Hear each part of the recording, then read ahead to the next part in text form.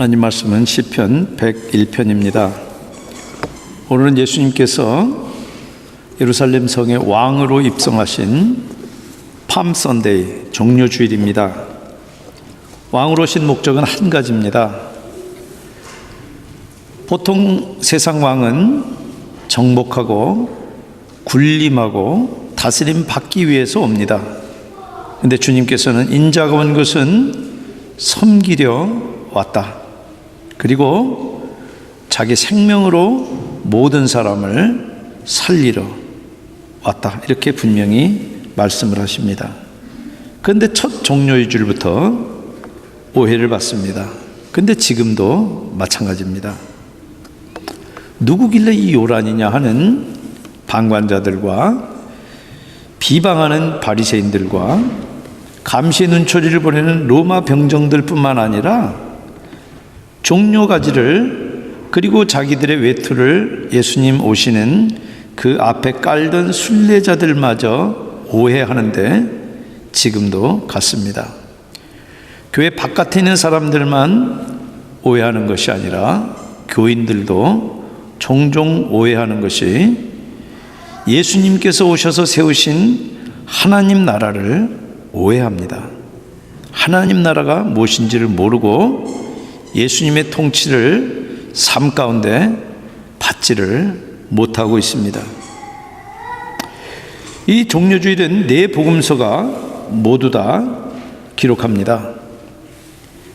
종려가지를 이렇게 흔들면서 호산나, 다윗의 자손이요, 호산나, 왕으로 오시니요, 호산나, 그렇게 유월절 지키려고 성전에 올라왔던 그 순례자들마다 종려가지들과 외투들을 예수님 그 앞에서 깔면서 주님을 맞는데, 이 호산나라고 하는 말은 말 그대로 히브리어에서 따온 음역입니다. 시편 118편 25절에서 따온 말인데 그 뜻은 부디 구하소서, 그런 뜻입니다. 근데 그게 할렐루야 아니면 아멘 같이 그냥 환호성으로 예수님 당시에서는 쓰이고 있었습니다. 근데 주님이 왕이면은 좀 위험 있고 기품 있게 좀 위협적인 백마를 타고 그렇게 오셔야 되는데 나귀, 그것도 새끼 나귀를 타고 오십니다. 근데 그것은 이미 예수님 오시기 600년 전에 스가랴 선지자가 예언한 겁니다. 스가랴서 9장 9절에 왕으로 오시는 이는 의롭고 겸손하셔서 나귀, 그것도 새끼 나귀를 타신다. 자, 시편 101편 1절부터 8절까지 제가 홀수절, 여러분들은 짝수절 우리 함께 교독하시겠습니다. 제가 1절 읽겠습니다. 내가 인자와 정의를 노래하겠나이다. 여호와여, 내가 주께 찬양하리이다.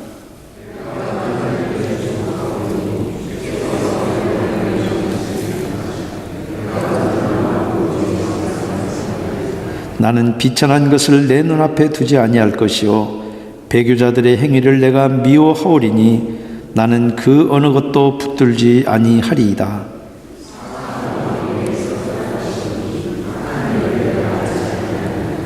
자기의 이웃을 은근히 헐뜯는 자를 내가 멸할 것이요 눈이 높고 마음이 교만한 자를 내가 용납치 아니하리로다.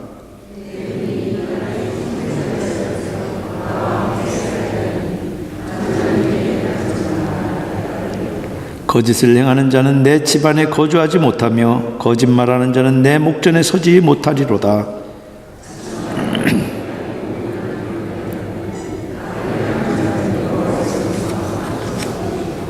아멘. 잠깐 기도하시겠습니다. 성령 하나님, 이 시간 주님께서 친히 사랑하는 주의 백성들과 구도자들로 하여금 살아계신 하나님의 음성 듣도록 주님, 잠들어 있는 사람들의 잠을 깨워주시고 죽어있는 영혼들을 살리시며 이 말씀이 우리들을 다듬고 변화시키고 살아계신 하나님의 그 통치가 내 삶 가운데, 우리 가정 가운데, 우리 K그룹 가운데, 교회 가운데 편만하게 되는 능력이 임하게 도와주시옵소서. 예수님 이름으로 기도합니다. 아멘. 그 시편을 연구하는 아주 대표적인 학자가 궁켈이라고 하는 학자가 시편들을 이렇게 유형별로 이렇게 분류를 합니다. 그래서 어떤 시는 탄원시, 참 내가 억울한 일이 있을 때 탄원할 때 부르는 시, 또 어떤 시들은 왕으로 이렇게 대관식할 때, 왕관을 쓰고 왕에 임직할 때 부르는 대관시, 대관식의 시, 이런 것들이 있는데 오늘 이 시가 바로 대관식 시로 분류됩니다. 근데 제가 또 존경하는 컬 패트릭이라고 하는 이 다른 이 시편 주석가는 다르게 봅니다. 왜 그러냐면은 시편에는 이 정확하게 이 제목이 우리가 읽지 않았지만은 여러분들 우리가 가지고 있는 이 한글 성경도 거기에 다른 글자로 이렇게 제목들이 붙어 있는데 그게 원래 히브리 성경에는 그게 1절입니다. 그래서 히브리 성경하고 여러분들이 가지고 있는 한글 성경하고 절수가 다릅니다. 제목이 있는 것들은 한글 성경은 1절이 적습니다. 근데 그 제목도 감동된 하나님의 말씀입니다. 근데 그 다윗의 시 이렇게만 나와 있지 우리가 그게 언제 어떤 상황에서 어떻게 쓰여 있는지는 시에 나타나 있는 내용을 가지고 확인하는 수밖에 없습니다. 그래서 그 시 내용을 가지고 이 컬 패트릭이라고 하는 신학자는 언약궤가 예루살렘 성에 들어올 때 다윗이 그 앞에서 제사장들과 함께 춤추면서 노래 부르면서 들어왔잖아요. 그때 부른 시라고 이렇게 이야기를 합니다. 그런 짐작할 수 있는 그런 구절들이 있어요, 일부가. 근데 저는 둘 다 적용될 수 있다고 봅니다. 어거지가 아니라 왕이 대관식의 왕좌에 올라간 거나 하나님의 임재인 언약궤가 왕좌라고 할 수 있는 성막에 오른 것이나 뭐가 다릅니까? 하나님의 임재는 만왕의 왕으로 이스라엘 백성들 가운데 아직 성전을 짓기 전이니까 성막에 들어간 거예요. 그러면 왕좌에 올라가는 대관식이나 성막에 이 언약궤가 들어간 것이나 다를 게 없는 겁니다. 그래서 시상이 비슷한 겁니다. 그런데 예수님이 왕으로 오신 이 종료주일에는 퍼펙트하게 이 두 이미지가 이 101편에 딱 맞습니다. 다윗의 자손 왕으로 예수님이 지금 오세요. 아울러서 말씀이 육신이 되신 살아있는 언약궤가 바로 예수님이에요. 그 예수님이 지금 성전에 오실 때 부르기에 이 시편 101편만한 시가 없습니다. 근데 사무엘서 내용을 잘 아는 분들은 오늘 이 시를 읽으면서 이 시에서 노래하는 이상왕하고 다윗의 현실이 너무 다른 것 때문에 실망합니다. 마치 취임하기 전에 내가 이것도 하고 저것도 하고 이렇게 하겠다 그래 놓고 취임한 다음에는 다 깡그리 무시하는 것처럼 다윗의 실제 삶과 통치가 여기 이상왕으로 노래했던 하고는 너무나 추리하고 너무나 악하기까지 하기 때문에 그렇습니다. 이 타이틀이 다윗의 미츠모르라고 하는 것은 현악기의 이 반주에서 부른 노래입니다. 그러니까 원래 이거는 다윗이 이렇게 노래 부르던 거를 지금 그 당시에 무슨 비디오가 있었더라면 아마 비디오로 찍었을 텐데 그 음정이나 높낮이나 멜로디는 다 죽어버리고 지금 가사만 우리에게 전달되고 있는 것입니다. 여러분들이 이 장면을 어디에다가 생각해 보시면 여러분들 딱 맞느냐면은 혹시 반지의 제왕이라고 하는 영화 여러분들 보셨어요? The Lord of Rings. 거기에 마지막 장면이 아라곤 왕의 대관식입니다. 근데 그 산 위에 있는 그 성에서 아라곤 왕이 씌워주는 왕궁, 이 왕관을 쓰고 나서 그 다음에 뭐 합니까? 노래 부르잖아요. 그래서 저는 그거 보면서 톨킨이 아마 시편에서 뺏긴 것 같아요. 시편 오늘 이 시편 101편을 보고 이 왕의 취임식 때 노래 부른다는 걸, 왕이 노래 부른다라는 거는 아주 상식 바깥이잖아요, 좀. 에? 노래 부르는 걸 듣는다 그러면 모르지만은. 이 시는 두 부분으로 나눠집니다. 4절 나누는데 1절부터 4절까지 전반부는 왕의 통치 철학을 노래하는 겁니다. 그를 기도와 서원 형식으로 내가 백성을 이렇게 공의롭게 자비롭게 인도하겠습니다. 그 얘기예요. 그리고 나머지 후반 5절부터 8절까지는 여전히 주어는 똑같은 나지만은 내용을 자세히 보시면 그거는 왕 자신에게 해당되는 게 아니라 자기가 다스리는 백성들에게 해당되는 내용입니다. 왜냐하면은 나라라고 하는 건 왕 혼자 못 세우잖아요. 백성이 함께 세워야 나라가 세워지는 겁니다. 그래서 백성의 도리를 이야기하는 내용입니다. 이 시의 주제가 1절입니다. 1절 보시면은 인자와 정의예요. 인자라고 하는 것은 사랑으로 번역되기도 하는데 헤세드입니다. 정의는 미슈파트예요. 그래서 이 인자와 정의야말로 왕의 그리고 리더의 가장 중요한 덕목입니다. 왕이 백성을 인자하고 정의롭게 대해야지만 나라 꼴이 제대로 쓰는 겁니다. 지혜도 비전도 공약도 중요하지만은 가장 중요한 것은 그 사람의 인격이 인자와 정의로 기초가 되어 있어야 되는 겁니다. 근데 성경에서 이야기하는 이 정의, 미슈파트는 하나님의 관점에서 보는 정의입니다. 근데 하나님의 성품이 정의예요. 인간적 관점의 정의는 마이클 샌들이 우리 교회에도 책이 있습니다. 정의란 무엇인가라고 하는 책에서 수많은 정의에 대해서 플라톤부터 시작해가지고 현대 공리주의까지 정의에 대해서 이야기하는데 하나같이 상대적이고 가변적입니다. 마이클 샌들 자신도 무엇이 정의라고 이야기를 하지 않습니다. 자기는 정의만 하지. 그래서 인간의 정의라고 하는 것은 그렇게 상대적이고 가변적입니다. 여러분들 유대인들의 정의하고 아랍인들의 정의 서로 다 정의를 말하잖아요. 얼마나 다릅니까?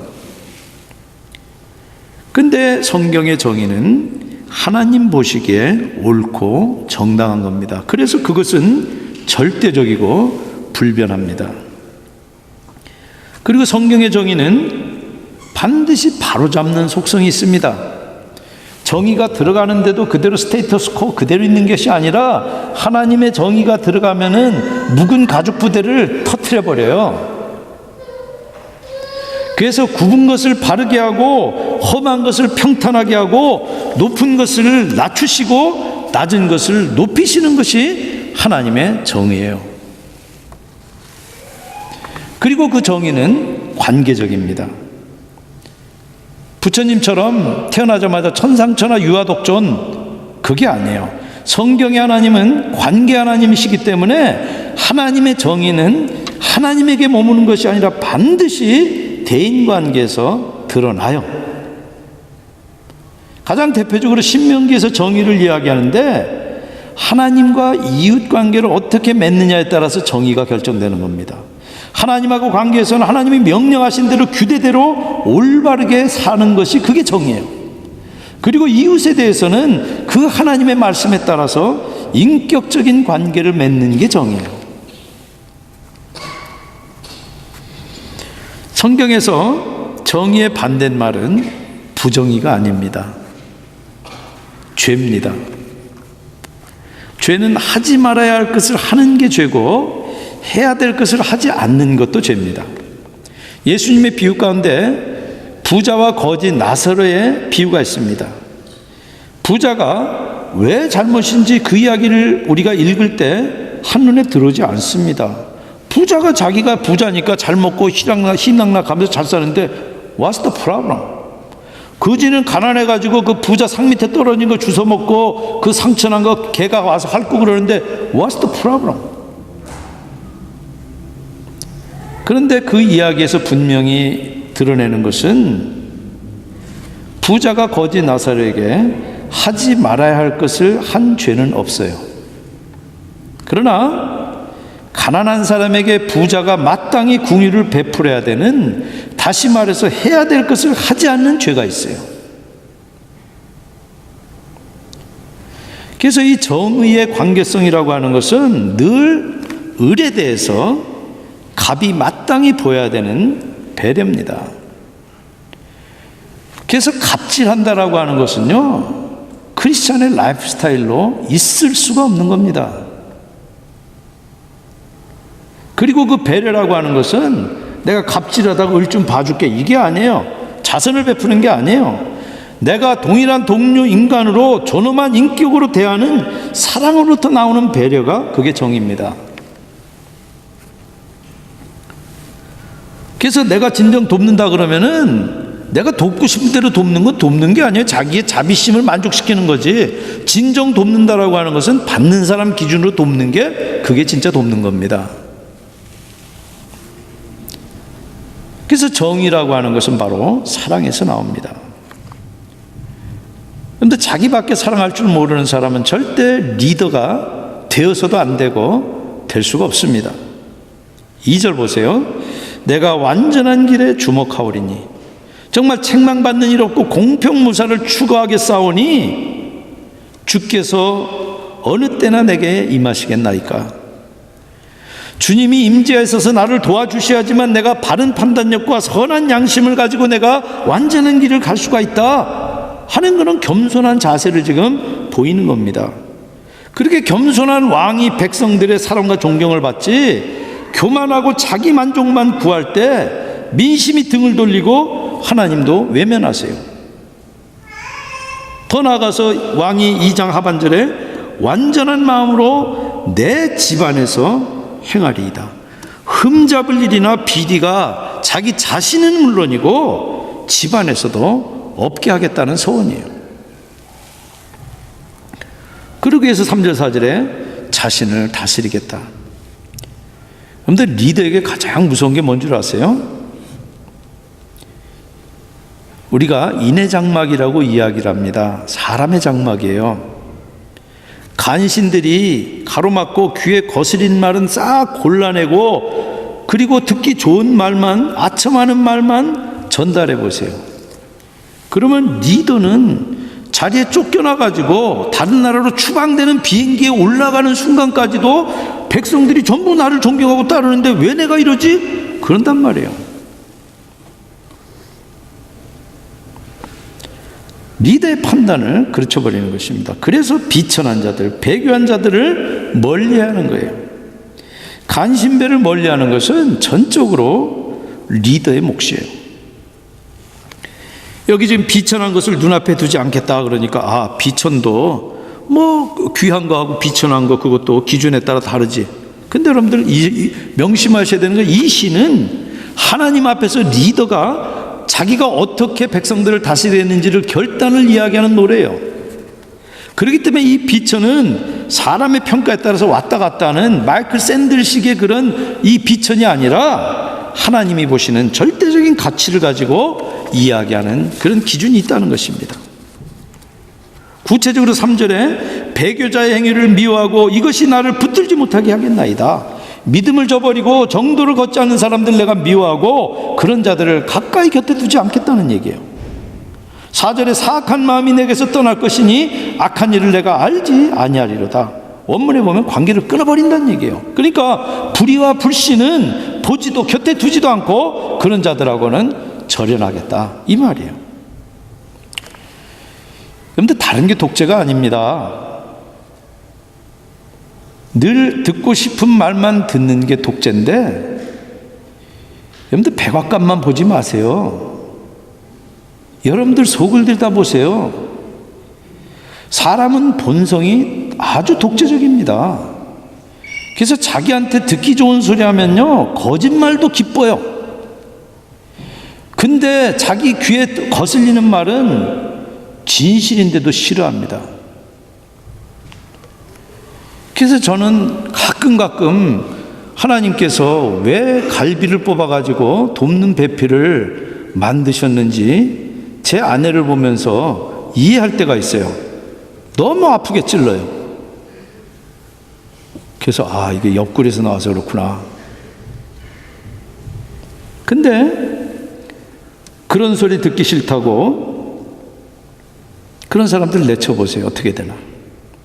어느 충신이 곁에 남아 있습니까? 그러면서 자기는 그런 줄도 모르고, 그러면은 보다 못한 백성들이 들고 일어나거나 하나님께서 직접 손을 보실 수밖에 없는 것입니다. 역사가 지금 보여주고 있는 팩트예요. 여러분들, 성경의 정의는 늘 자비와 함께 짝꿍으로 나옵니다. 뭐 정의로운 사회 만든다고 그런다 그래가지고 정의로워지는 게 절대 아니에요. 그렇게 추상적인 정의가 아니라 거지와 고아와 과부를 보살피고 나그네와 이방인을 선대하는, 구체적으로 사회적으로 소외당하고 약한 자들 편에 서는 그것을 가리켜서 정의라고 이야기를 합니다. 그래서 정의라고 하는 것은 하나님의 법도에 따라서 이루어지는 올바른 사회 질서를 가리켜요. 그래서 구약 성경에도 가난한 사람이 억울한 일을 당하면은 풀어야 되잖아요. 그러면 성문에 앉아있는 장로들에게 나가서 호소할 수가 있습니다. 그러면 그 억울한 사정을 불쌍하게 여긴 이웃이 사실대로 증인을 서주면은 정의가 이루어져요. 그럼 그 장로들은 그 호소를 듣고 시비 비비를 가려가지고 판결을 내려야 되는데, 다시 말해서 그 사람이 가지고 있는 지위나 빈부귀천이나 어떤 인간적인 관계에 따른 거나 아니면은 뇌물 받아먹고 현혹되어서 판결을 그르쳐서는 안 된다는 것입니다. 그래서 바른 판결이 정의고, 그렇게 가난한 사람의 억울함이 풀릴 때라야지만 그게 정의로운 사회라는 거예요. 그러나 뇌물 받아먹고 불의하게 그 억울한 일을 풀 수 없을 때, 그러면 결국 이 땅에서 풀 수 없으면 어떻게 합니까? 지금은 그래도 삼권 분립을 해서 입법부, 사법부, 행정부에서 트럼프가 어떤 행정명령을 내린다 할지라도 사법부에서 그게 법적으로 틀렸다 그래서 견제할 수 있는 장치가 있지만, 그 당시에는 왕이 모든 전권을 다 행사할 때, 그런데 왕이 부당하게 그렇게 해보세요. 그럼 어떤 일이 벌어지는가? 아무 데도 가서 이야기할 데가 없잖아요. 그럼 어디밖에 없습니까? 하나님밖에 없어요. 그래서 하나님에게 그 억울한 걸 호소하면은 그때 하나님이 내가 듣고 반드시 그 부정의를 내가 반드시 징치하겠다. 그런데 그 징치한 결과는 개인에게만 떨어지지 않고 많은 경우 그 사회 전체를 징치하겠다. 그것이 선지자들의 끊임없는 고발이에요. 그래서 그 사회 정의가 세워지는지 안 세워지는지는 중산층을 가지고 보는 게 아닙니다. 여러분들 가지고 보는 게 아니에요. 억울한 사람, 원통한 사람, 약해서 어디 가서 말할 수도 없는 사람들을 보고 그 사람들을 통해서 정말 그 사람들의 억울함, 원통함이 풀려지고 있는가 아닌가가 그 사회의 정의에, 그리고 그 공동체의 정의에 바로미터가 되는 겁니다. 그건 지금도 마찬가지예요. 그런데 구약의 가난한 자를 대표하는 대표적인 것이 바로 고아와 과부와 이방인이에요. 근데 주님이 선지자들을 보내면서 계속 하나님께서는 바로 고아와 과부와 이방인의 친구다, 내가 그 사람들을 대변하는 사람이라고 주님께서 이야기하세요. 그래서 추수할 때도 다 추수하지 말고 밭 구덩이를 남겨두라는 이유가 그런 자비를 베풀라는 거예요. 여러분들, 아모스서 5장 12절에도 성문에서 궁핍한 자를 억울하게 하면 하나님의 정의가 서지 못하는데, 궁핍한 자를 억울하게 만드는 가장 큰 요인이 아모스 시대만 아니라 지금도 똑같이 뇌물이에요. 여러분들, 진실을 밝히기 위해서 증언하거나 아니면은 재판장이거나 아니면 억울함을 호소하는 사람도 미워하는 무리들이 언제나 있습니다.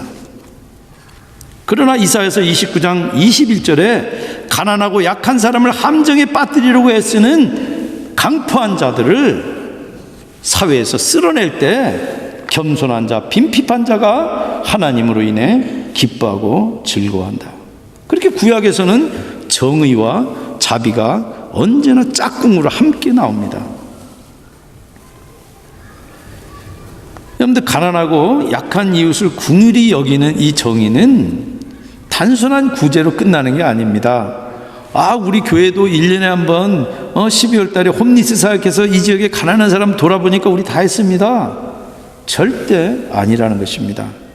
가난한 사람을 제물로 도울 수도 있지만 그들에게 진정 필요한 것은 그들이 억압과 압박 속에서부터 벗어나는 거예요. 그래서 그 사람들의 억울함을 풀어줘서 정의가 실현되는 거예요. 그래서 그 점에서는 정의라고 하는 것은 사회 구조하고 직결되는 거예요. 여러분들, 이스라엘 왕의 가장 기본적인 책무가 바로 그런 정의를 실행하는 겁니다. 그리고 그 왕이 실행하는 그 정의는 구체적으로 백성의 가난한 자를 신원하며 그 사람들에게 귀를 기울이고 궁핍한 자의 자손을 구원하며 압박하는 자를 꺾는 거라는 거예요. 그랬을 때 잠언 29장 14절에 왕이 가난한 자를 성실히 신원하면 그의 왕위가 영원히 견고하리라. 여러분들, 이 소위 보수 교단에 속해 있는 분들이 많이 착각하는 게 이겁니다.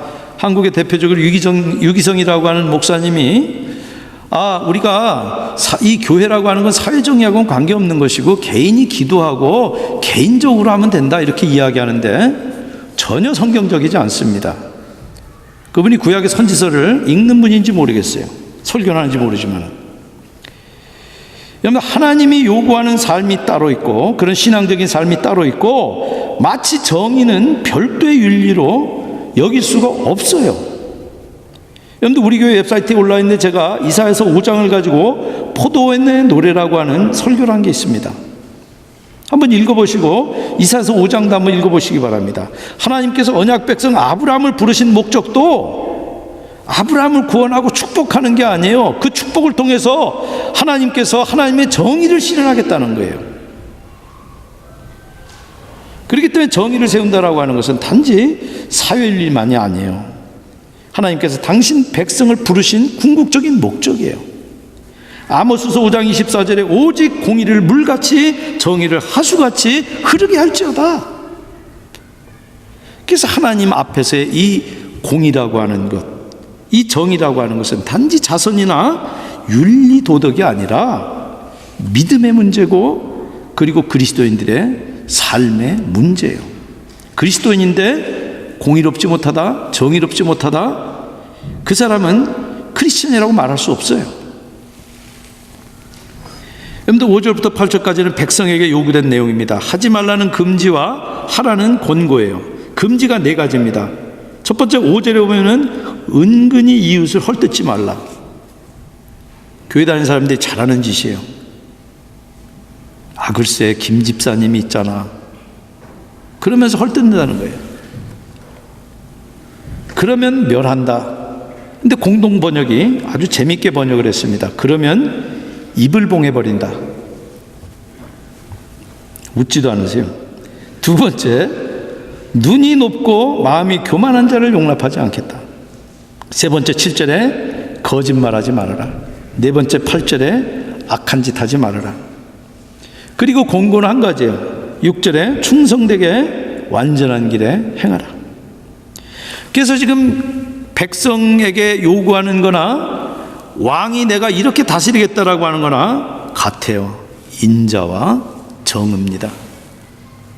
악을 징계하고 선을 권장하는 이 권선징악은 시대와 문화를 초월하는 이상이고 왕도 사상이에요. 동양의 왕도 사상에도 왕이 마음대로 하는 것이 아니라 왕이라 할지라도 도가 있고 그 도에 복종해야 되는 거예요. 그리고 그 도는 결국 어디서부터 온다 그럽니까? 민심이 천심이다 그러잖아요. 백성으로부터 온다 그러잖아요. 그게 천명사상이에요. 근데 결국 참 왕은 누구십니까? 하나님이세요. 그러니까 여기 지금 이 명령도 왕 다윗의 명령이 아니라 주님의 원하시는 바예요. 이 땅에 충성된 사람이 주님과 함께 거하면서 완전한 길에 행하는 것이 그게 주의 백성인 것이지, 내가 예수 믿습니다 그러면서 예수님하고 아무 상관없이 내 할 바대로 내가 아무 상관없이 사는 것을, 그 사람을 주의 백성이라고 할 수 없다는 겁니다.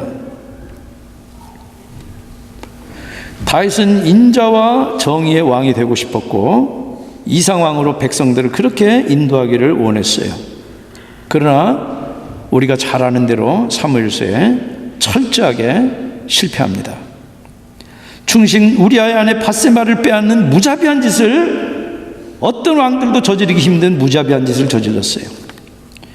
그 사이 혼의 자식이 생기니까 밧세바의 남편 우리아를 최전방에 보내가지고 죽도록 살인 교사를 했어요.